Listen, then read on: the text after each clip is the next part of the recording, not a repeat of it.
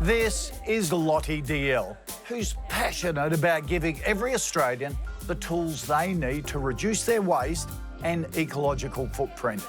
Now that Lottie's through the startup phase, she wants to ensure the success she's had continues.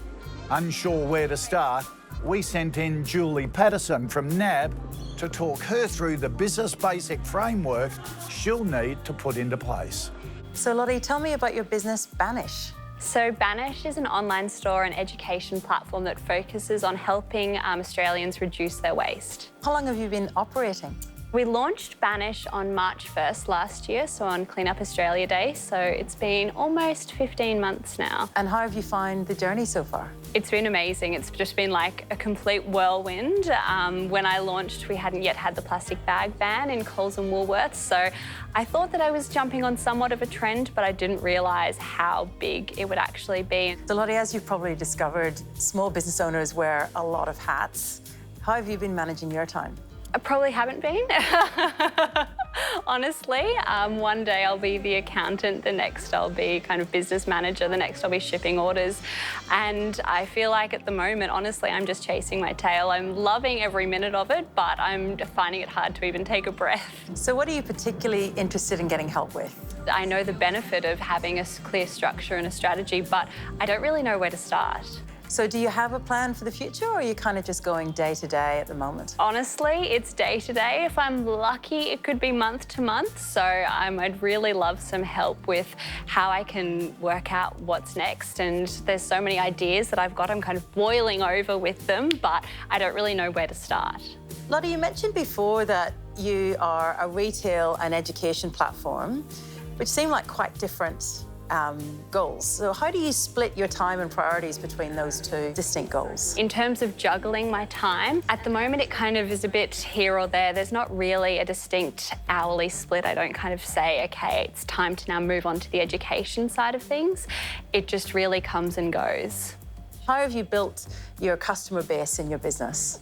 I think you have to be vulnerable. You've got to open yourself up for criticism. I speak to small businesses every day and they go, oh, I just don't want to put my face to the brand. And it is scary, and I do get negative feedback every now and again, but I get so many more people messaging me saying, oh, thank you so much. I'm now using a bamboo toothbrush, or I've started remembering my bag more because of you. And I think that's been really rewarding for me, not only from a sales perspective, but just personally, it's great. And it is the reason why I started Banish. I think the key point is to start really investing some time in planning and getting some good support in terms of planning. Your vision is really clear, but it's how does that vision become something that can be clearly articulated to people who want to partner with you, but also then to formulate that vision into real goals. And once you've got those goals really clear, what are the steps and the metrics that actually are going to measure whether those goals are being successful? And that's what's going to allow you to actually really prioritise where your time and energy needs to be spent going forward. So I think the two things that I would really encourage you to think about is, firstly, how do I really take the time to strategically plan for my business and what that's going to look like in the short, medium and longer term, but also what partnerships do I need to invest in now? Even though it might feel like it's quite lofty at this stage, it's never too early to invest in the right level of partnerships that are actually going to really propel your business into the future. So how do I make sure that we stick to the vision as the business grows? I like to think of a vision and the strategic goals underlying that vision as a real anchor, because if you find yourself going in a certain pathway, you can actually check in, hang on, am I being really true to my strategic goals and my vision? The other thing then is actually to define your metrics. Now, don't be afraid to change the definition of what those metrics look like, but actually having real definition of what success is going to look like and what it's going to look like once you've achieved your goals actually is another really good anchor to having a kind of a North Star vision for your business to work towards. So Julie, I'm obviously really passionate about reducing waste all around Australia, but how do I focus on my vision and less on the business itself? That's something that's facing a lot of small businesses because they get caught up in the doing rather than actually chasing the vision that made you start the business in the first place. So I think it's just really important to think about what it is that you want and what it is that you really want to achieve.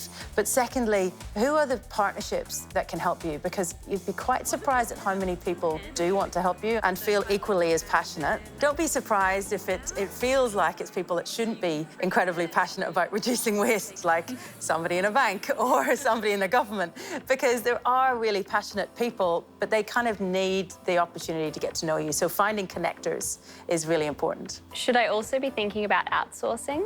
You'll find the answer when you tap into your vision and what your strategic goals are. So again, that's the other benefit of having strategic goals and vision. You can see whether certain pathways will be compatible to that.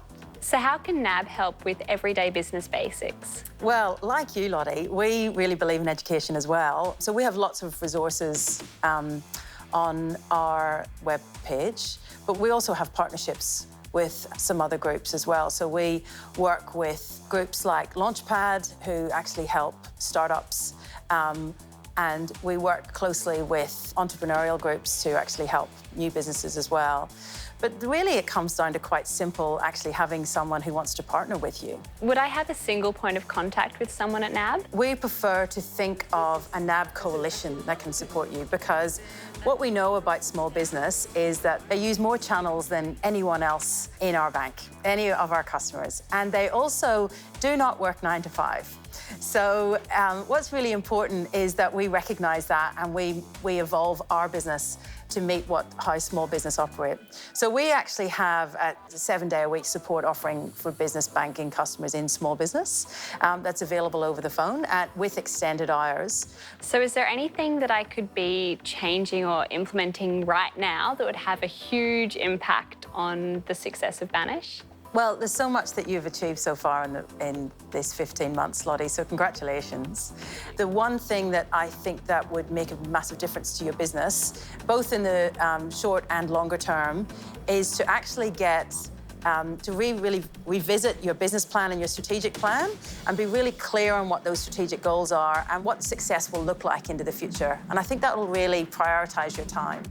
So, if you've started your business, but still don't have your business basics in place, then this is what you need to do. Firstly, clearly outline your vision. Then, set goals that will help you bring that vision to life. After that, put a strategy in place to achieve those goals, and also define your business's metrics and measure them regularly. And then finally, utilise education resources that are available to you, like those on the NAB website.